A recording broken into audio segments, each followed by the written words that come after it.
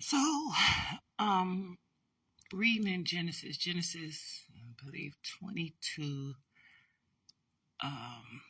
talking about, excuse me, God calling out to Abraham, Abraham answering, here I am, and God testing Abraham,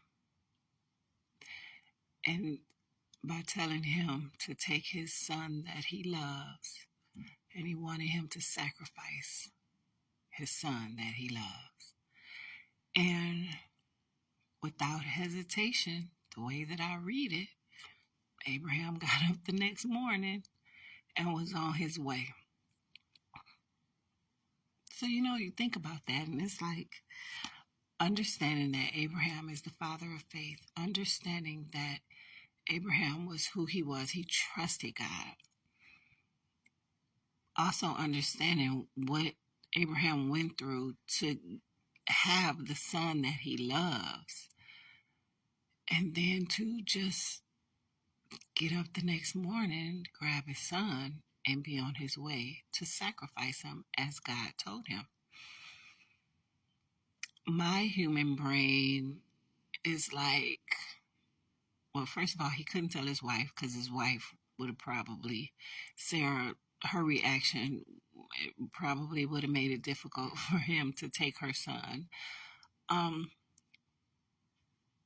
But even Abraham himself, understanding that he trusts God, but like there was no question, there was no, Lord, you said, Lord, are you sure? Is this you, Lord? I need to check myself and make sure.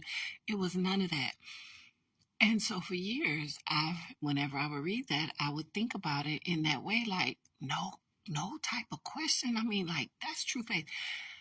But today, I heard a sermon, and the speaker was speaking about that, and God brought to my remembrance the times that he's told me something.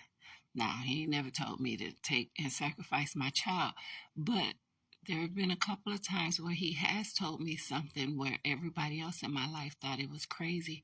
But when I tell you I had perfect peace, I knew it was God, and I had perfect peace. There was no stopping me. Now I can understand how Abraham could do that.